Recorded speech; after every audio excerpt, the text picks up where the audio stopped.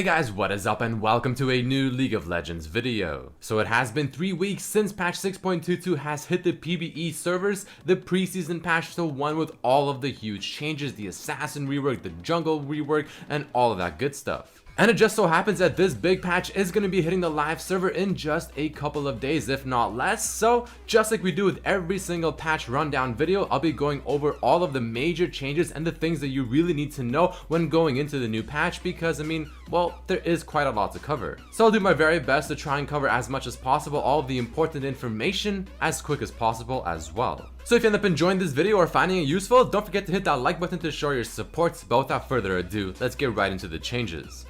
So without question, one of the biggest new changes or big changes coming to the patch of 6.22 is definitely the assassin update. If you are unaware, there are 4 big changes happening to Katarina, LeBlanc, Rengar, and Talon, and 6 smaller changes happening to Akali, Echo, Fizz, Kha'Zix, Shaco, and Zed. So let's go through a very quick brief rundown for all of these changes. Katarina now essentially just requires a lot more skill to play, and there's a lot more thought process behind actually executing her abilities. She now works around throwing daggers and picking them up off of the ground, which in turn procs a spinning type ability that does damage, which is her ult W, and for the most part, other than that, she is fairly the same. And she's probably the 3rd strongest of the 4 major assassin changes in my personal opinion. Following Katarina, we also have LeBlanc, which for the most part is still fairly similar in concept, but now has a passive which procs upon attacking them with a spell, which will in turn proc again if you hit them with another spell, dealing bonus damage. Combining her Q now with a passive will actually give her a pretty impressive amount of wave clear, because the Q will bounce to all nearby targets, and she also has a 2-part ultimate, one of them which will just simply create a mimic of her somewhere around the map,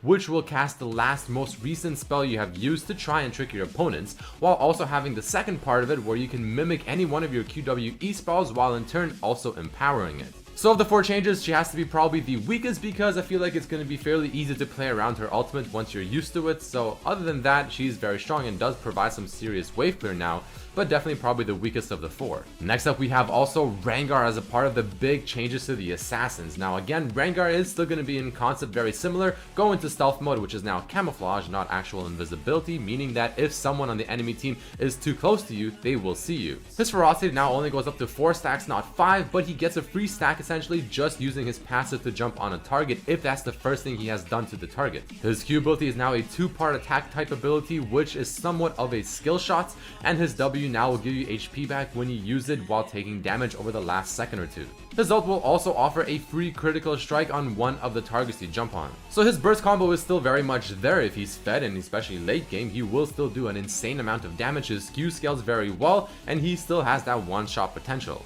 In my opinion, he's probably the 2nd strongest of the 4 big changes, but moving on to the strongest one and the final one of the big 4, we have Talon. He now has a passive where if you hit someone with 3 spells, you will now proc it with an auto attack, causing them to bleed. His Q ability has 2 parts to it, one that's a melee critical strike if you use it in the face of the person, or the second part, you can use it from range and jump at the target and deal reduced damage. His W and ult are pretty much the same, but his E ability will now pretty much let him parkour over terrain across Summoner's Rift, making it next to impossible to actually catch him. So when you combine the parkour and just the amount of damage he can do and his level 2 burst with Ignite, I have to say Talon might be the strongest of the big 4. And then we have, of course, the 6 assassin champions, Akali, Echo, Fizz, Kha'Zix, Shaco, Zed, which have smaller changes happening to them, which I will not go over too specifically in this video, but very briefly, Akali can now teleport with her W, Echo just scales better with AP, Fizz's ultimate now scales based on range thrown, Kha'Zix has new bonuses to his evolutions, Shaco now has boxes that spawn upon death with his ultimates, and Zed's ultimate now steals AD from the previous target he has killed with Deathmark, assuming that that target offers more AD to Zed than the previous one he's already killed. Alright, so now that we got all of that out of the way, let's move on to the next big change happening to patch 6.22. There's going to be a new stealth shimmer effect, which is just very quick to talk about, but also very important. So there are 2 types of stealth now, camouflage and invisibility. Invisibility is, as it sounds, you're just simply stealth and you can go anywhere and be beside anyone and they will not see you unless you're beside a turret or something. But then there's also camouflage, which is pretty much what Evelyn currently is, where if you're too close to someone, they will see you. But other than that, you are pretty much just invisible and no one can see you other than towers and champions nearby. But now this new shimmer effect is when you damage a champion that's invisible or camouflage with an ability, so maybe like a skill shot like Ezreal's Q, a brief image of them will appear to kind of give you an idea as to where they are. It's just the outline of the champion, not the champion themselves, so you can't actually click on them. But it does let you know maybe what direction they're facing or where they're potentially going, and it just shows you that you have indeed hit the champion. So this is definitely going to be very useful when trying to track down one of these sneaky champions trying to get away. Another huge change coming this patch are the ones happening in the jungle, whether it's to the actual smite itself, the camps, or something like the plants. So let us first talk about Smite. It will now restore 100 HP and 10% of maximum when used on monsters, because now red buff will actually no longer give you HP back when you smite it. On top of this, Smite's recharge rate has been increased to a charge every 90 seconds from 75. The ammo charge starts at 1 minute and 40 seconds instead of 1 minute and 25 seconds into the game, and like I said, smiting camps and getting that extra buff, like red buff giving you the HP, the blue buff giving you mana, or maybe the raptors giving you that vision when you smite them, this no longer exists. On top of this, there's also plants now being added into the jungle, and there's 3 types of them. The first one is called a blast cone, which is the red plant. When you auto attack it, it pretty much acts like a Ziggs W. All the people around it will get knocked up to a certain area around that plant, but you can use this to go over certain walls and even make some sweet escapes. Next up, you have another plant called the honey fruit, which spawns in the river. When you kill this one, it will drop a bunch of fruit on the ground that you can pick up, and it gives you HP, but you also get slowed as you're picking them up. So this one is actually pretty useful because from what I've noticed, the HP you get from it is actually quite good. So if you're maybe someone like a top laner and you push in the lane and you want to get a bit of sustain going and the plant has just spawned right under you in the river, this is going to be very, very useful. But the final plant is going to be the Scryer's Bloom, spawning in the jungle as well, where you auto attack it and it just gives you vision towards an area into which you attack it. This one is very useful to try and maybe spot someone now, maybe spot the enemy team, see what buffs are up, see what camps are up. But from my playtesting on the PvE server, I have noticed that these plants, they weren't as impactful as you may think. I mean, yeah, they definitely have their uses and every now and then they're pretty damn useful, but at the end of the day, they don't have the biggest impact in the entire world. They just kind of are there when they are there and you pick them up, and they do help every now and then, but it won't just completely change your game around. But this is only from playing on the PvE for just a bit. Once people start getting used to them and start actually thinking of sweet strategies, these plants can definitely have a big impact. And the final thing related to the jungle is how all the jungle monsters and camps will be scaling. So now it will be scaling based on the level brackets within the game, and per level bracket, so levels 1 to 3, 4 to 6, 7 to 9, and 9 plus, the monsters in the camps will just get stronger, getting more health, more resistances, and more damage. The blue and red buff camps no longer have those small little monsters beside them. The raptor camp now has a total of 5 small raptors. The gromp no longer poisons and spawns 15 seconds later than the other camps. And the large and normal krugs now on death split into smaller krugs, which take a bit longer to kill and honestly is kind of annoying to kill as well, but it is about 150% more rewarding than other camps. There are also some changes happening to the mastery trees, where some of them are being added, others are being shifted around, and some of them even being reworked. Now, there's just a little too much to talk about for this one specifically because I did make a video talking about the mastery changes solely, so if you want to know more about that, then definitely make sure to check out that video. I have a link to it down in the description below. But for the sake of this video and not making it too long, I'm going to go ahead and sort of skip over the masteries, but there are some new changes here that I recommend you read out and find out. Next up, we also have a rework happening to Alistar. His passive and his E ability are getting some massive changes, so let's start talking about his passive first. It now states the following: Alistar gains a triumph stack whenever he stuns or displaces enemy champions or nearby enemies die. At 7 stacks, Alistar roars, healing himself for 20 HP and his nearest ally champion for 40 HP, 3-second cooldown. He cannot get triumph stacks while Triumphant Roar is on cooldown, and the death of an enemy champion or epic monster fully charges Alistar's roar. Following this, talking about his E ability next, which is called Trample, it now states the following: Alistar tramples the ground, ignoring unit collision and dealing base damage plus 40% AP magic damage over 5 seconds to nearby enemies. Each pulse that damages at least one enemy champion grants Alistar a trample stack. At 5 trample stacks, Alistar empowers his next basic attack against an enemy champion to deal an additional 50 magic damage and stun for 1 second. So the very first thing you should think of is, well, his E ability, which used to be just a heal, now has a stun for 1 second effect. His Q and W are already CC effects to begin with, so Alistair pretty much now has every single ability to be able to CC a target, so I mean when it comes to being the king of CC, Alistair might be the champion to go to. And following this, champions like Evelynn, Wukong, etc. that have stealth mechanics are obviously getting that new shimmer effect on them whenever they get damaged by a spell. So you guys already should know this, especially if you already listened to the part where I talk about the shimmer effect, but just to kind of remind you and bring it back all together, all of these stealth champions will now have the shimmer effect on them.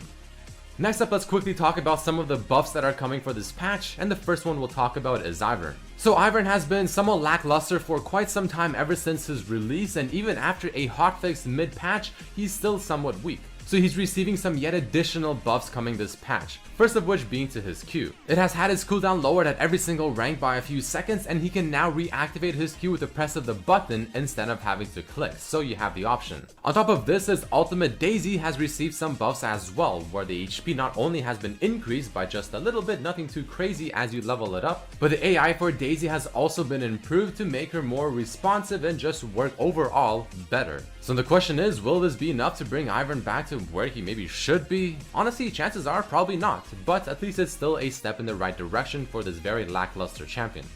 Following this, Twitch is also getting some buffs to the point where you can even almost call it a very small rework. The first one being to his Q ability, where he now camouflages, not goes invisible whenever he obviously activates the ability, but he does stay camouflaged for pretty much almost double the duration as prior to while being invisible. The bonus movement speed while stealth, or camouflage in this case, has been lowered by just a little bit, nothing too crazy though, but he now triples in movement speed whenever he's near an enemy champion that cannot see him, just sort of kind of giving him that assassin feel as if he's ready to go in for the kill. And on top of this, his W Venom Cask also has a little bit of a new effect now, where initially, yeah, when you throw it, it'll still apply the passive, it'll still have that AoE slow, but it will also cause that slow to linger on the ground for 3 seconds, adding poison over time and slowing people within it for that full duration. So just making an ability that was somewhat useful, just a lot more useful now.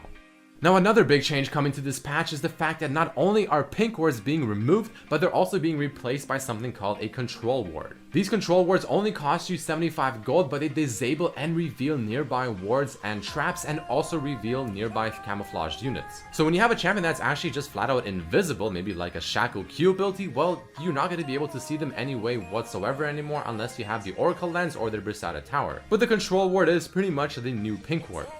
And talking more about the Assassin update coming, Lethality is a new stat that is replacing flat armor penetration. Now, in terms of how it works, it's actually very similar in concept, but it now scales with how much armor it's actually penetrating based on your opponent's level. So it will give the owner a mix of flat penetration split between a base amount and an amount that scales with the target's level, so essentially it just makes it not as effective or as strong when you just rush the stats, but it does make it work throughout the game and be much more reliable later on into the game for all of the AD assassins like Zed, Talon, Rengar, etc. And like I said, Lethality is replacing flat armor penetration, so items before that had flat armor penetration like Duskblade, Youmuu's, Maw Malmortius, all of them are having it replaced with Lethality now, so it kind of makes the item feel almost new. But speaking of which, there is a new assassin item coming out, which is called Edge of the Night. Costing you 3100 gold, building from a pickaxe, a dirk, and a null magic mantle. This one gives you 60 AD, 35 magic resistance, 15 lethality, 20 movement speed out of combat, and an effect where after you activate it and channel it for 1.5 seconds, which can be used while moving, you get a shield on you that will block the next enemy ability that lasts for 10 seconds and has a 45-second cooldown. Now this is important because Maw Malmortius, your only other real AD item that you can get for countering AP damage, no longer grants lethality. Because now Maw Malmortius instead offers you cooldown reduction, which is a little bit weird, but I guess it makes sense since it'll just be way too many items with the lethality stats, making it too overpowered. But I also want to quickly talk about Duskblade of Drakthar because again, for the most part, it's still very similar in concept, but it now offers lethality, the movement speed out of combat, and a new effect called Night Stalker, where when you're unseen for at least 1 second, your next attack against the champion will do bonus true damage based on how much lethality you have, plus 200%.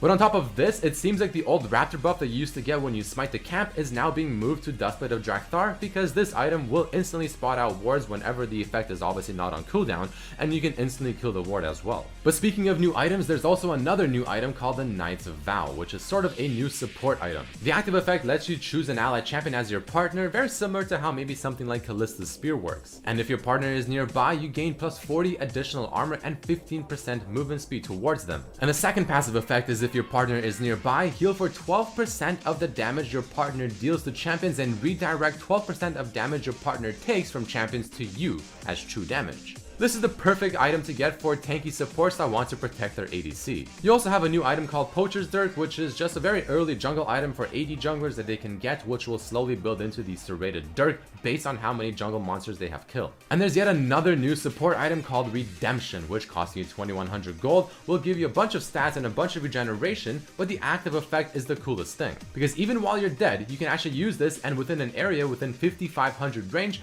after 2.5 seconds, you call down a beam of light, which will not only heal allies, but also burn enemy champions for 10% of their maximum health as true damage, and deal 250 true damage to enemy minions. This one is going to be extremely cool to see, and if you're a support main, I mean, I won't blame you if you want to get this item pretty much every single game. There's also a bunch of other changes happening to other support items, and even some of the other items such as Banner of Command that I don't want to talk about because they aren't absolutely massive, but if you want to have a read for them yourself, I have a link to a Surrender at 20 website where you can check this all out. But a couple other things I want to talk about is Face of the Mountain, which now whenever you use it on an ally to shield them, you will also get the shield for yourself, which I think is absolutely wonderful. And Abyssal Scepter, which now no longer reduces enemy magic resistance by 10 to 25, but now instead has an aura which increases the magic damage taken by enemies by 10%. And the final thing I want to very quickly mention throughout this video is the fact that there are some sweet new skins coming out. For instance, we have Victorious Maokai coming out, Karthus, Lightbane, and we have also Jace Brighthammer, which I think just looks absolutely wonderful. You have a very kind of troll skin called Bard, and many others as well.